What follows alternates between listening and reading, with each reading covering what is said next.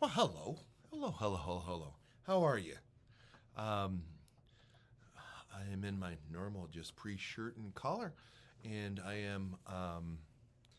If this was a church service, I'd be my stole would be white, for this is Epiphany Sunday, or at least this is the sermon dealing with Epiphany Sunday.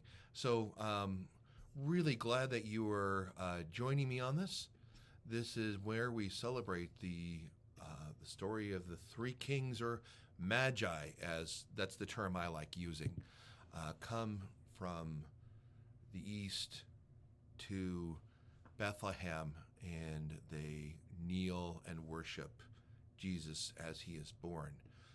The trick of this, of course, is it's not part of the Easter story.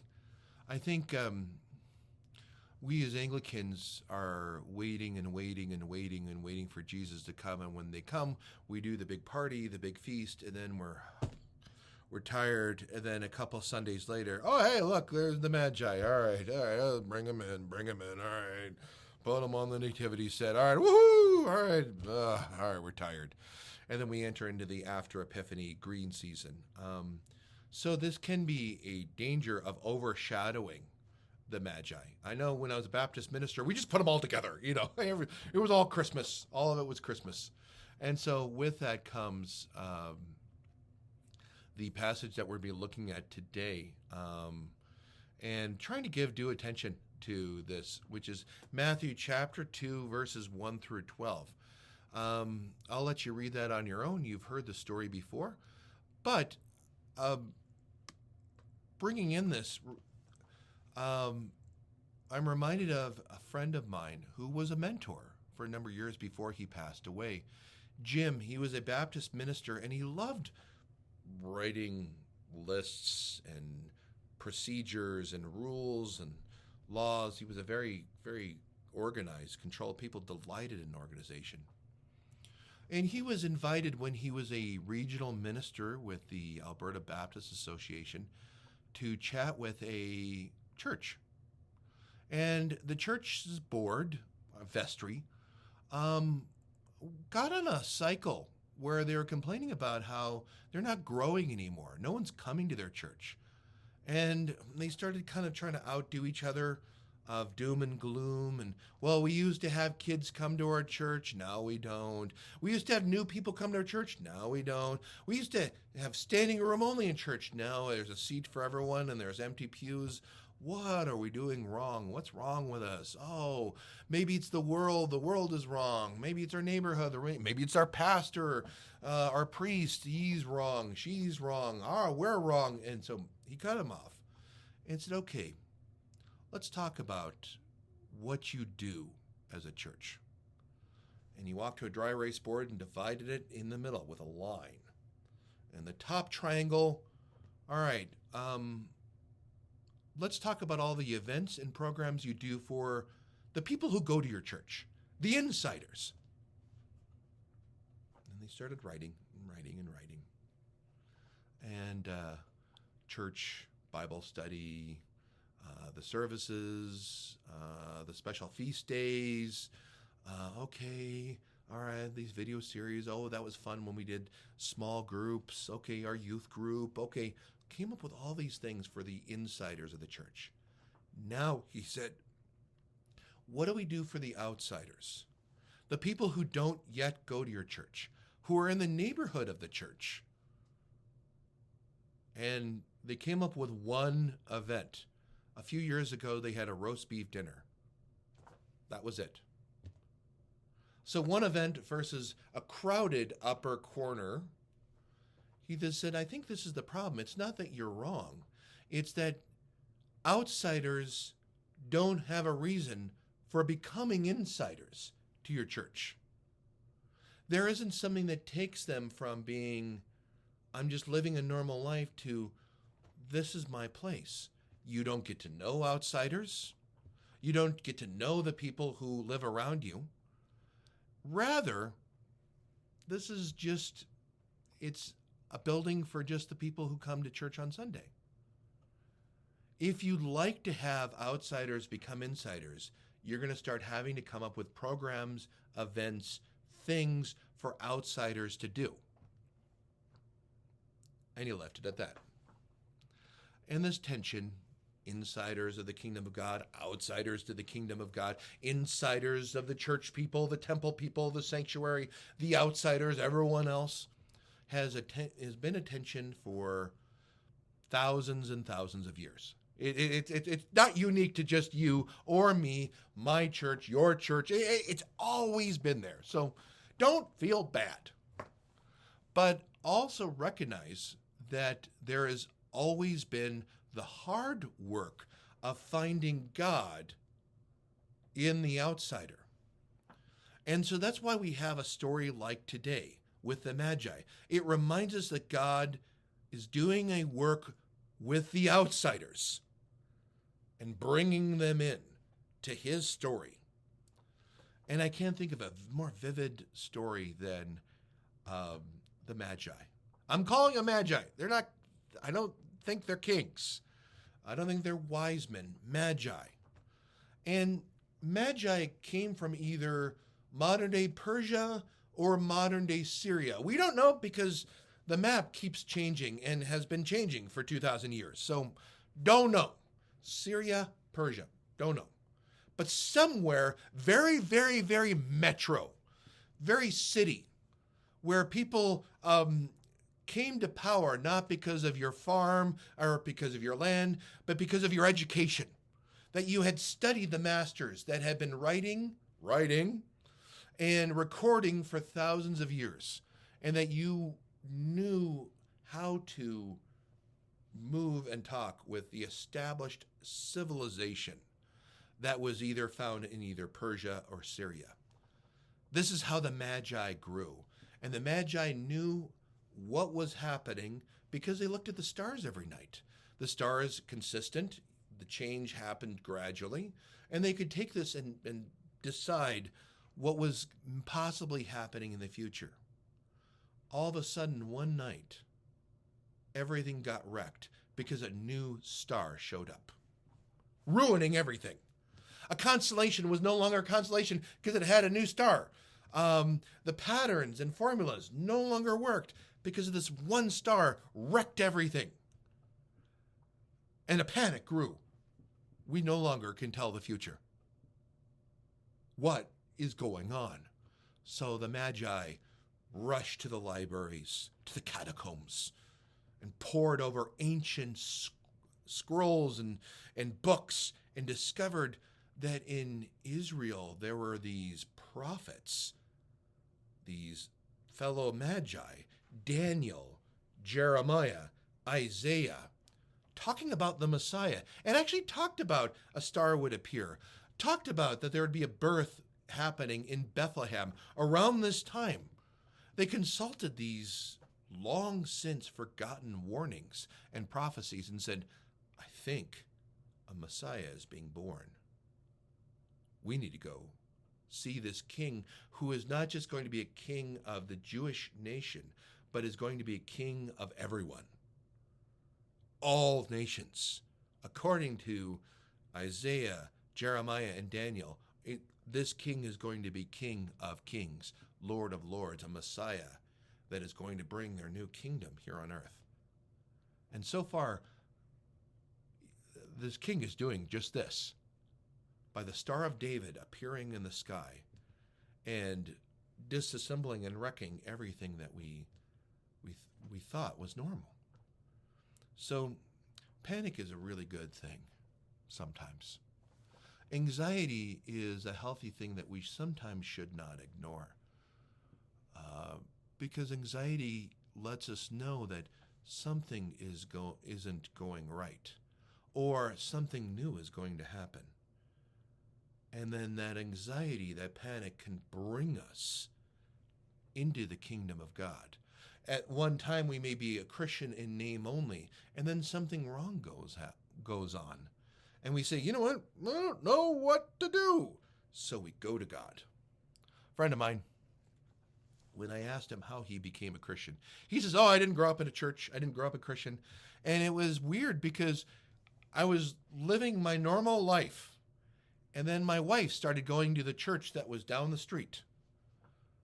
And soon my dad started going with her. Then the kids. One Sunday, I woke up Sunday morning, and I was the only one in the house. Everyone else was going to this church. So I started going too, and I hated it. I hated every minute of it. Old guy pastor preaching long sermons that are boring, songs that don't make any sense, in a building that smelled like mildew. Hated it. But while this was going on, I was going through some really deep problems at work. It was a crisis, and I was anxious every night. And I'd come home and I'd tell my wife about it. Till finally she stopped me and says, "You know what?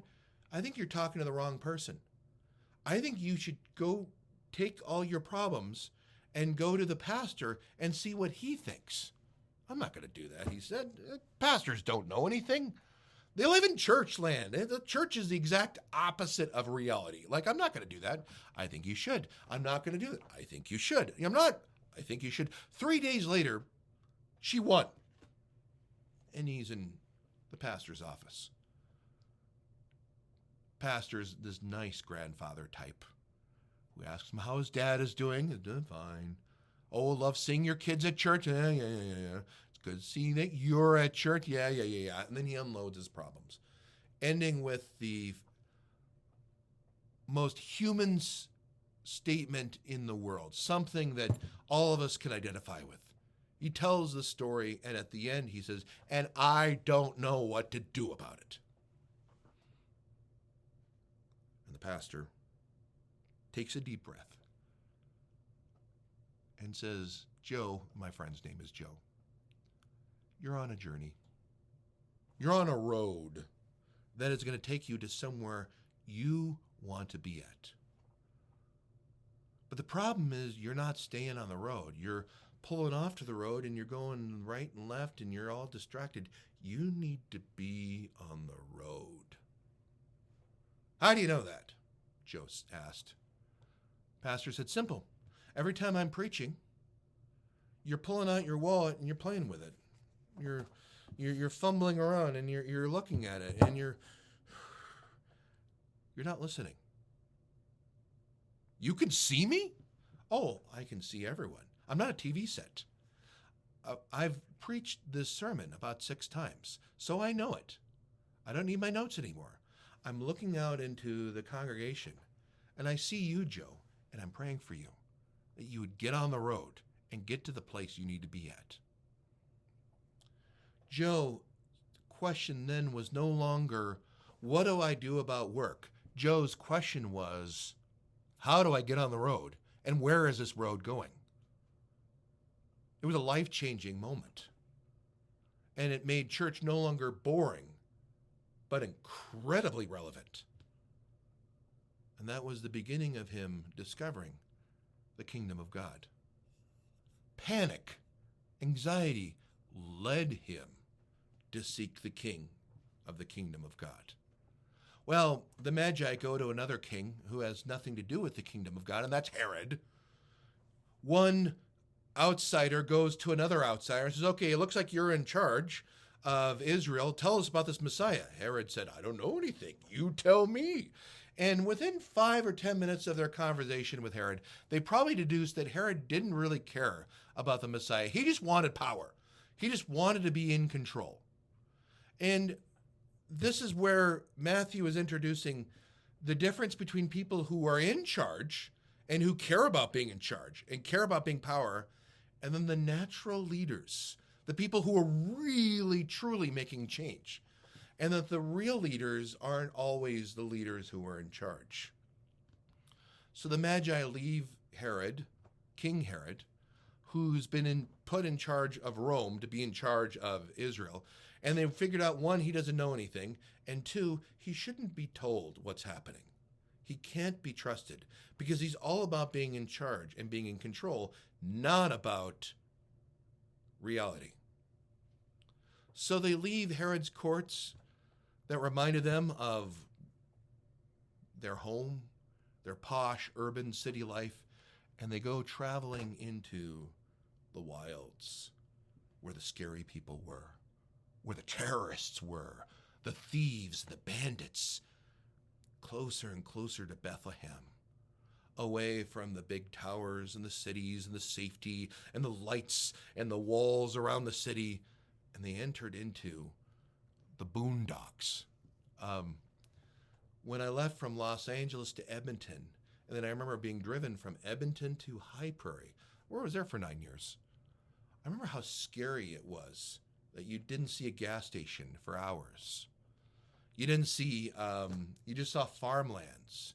Or that the animals that would come out were animals that actually were predators and scary, like bears and elk, and so you kept driving past, and more and more anxiety left as you no longer were in the city and the things that made sense to you. And you had to go into the dark, dark, scary world of High Prairie. It's funny that I'm saying that because I have much love for farm towns and small towns of Alberta, and I think that's the backbone of our province. But from an outsider going into an insider, it was scary. This is the reverse missionary story. Instead of the missionaries bringing the light into the heathen Gentiles, it's those heathen Gentiles coming into the scary world of the missionary. And that's exactly who the Magi were. Now, how much did they know about Jesus? We don't know. Little is known about that other than the gifts they brought to Jesus, and that God gave a dream to them afterwards and said, Herod is going to kill every baby. He's crazy. Get out and tell the family to get out. And they obey God. But so we know that they're obedient to the kingdom of God. They're partners with God. They're the good guys. But also the three gifts. That's what we know about them. They gave gold. That is the most worthy thing, the most valuable thing in that ancient world as it is today. For my honeymoon, my wife and I visited Hearst Castle in California, a billionaire at the time who made himself a castle, yes. And in the basement was a swimming pool. And in the swimming pool, the floor of the pool was lined with gold, showing all of his guests how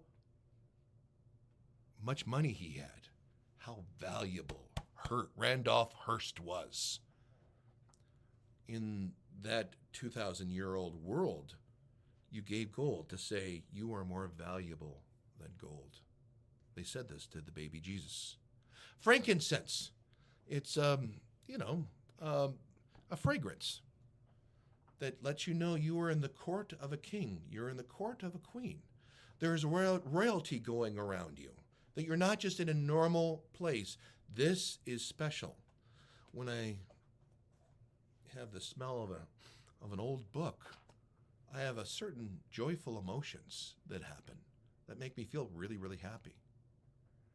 And incense is to produce an emotional response like the smell of old books, but it's a different emotion. Respect, awe, wonder, obedience. All these emotions are to be attached to Jesus. The third and final gift, myrrh, is what you embalm the dead with so that they would last forever and ever and ever and ever. And here is the first arrow we see towards Easter, found in Epiphany, that Jesus will die, but his reign will go on forever and ever, for he shall conquer death, rise from the grave, and bring about his new kingdom that is available to everyone on the planet, insiders and outsiders, and that everyone is included to follow Christ as king as he reigns forever and ever. Those are the three gifts: gold, frankincense, myrrh.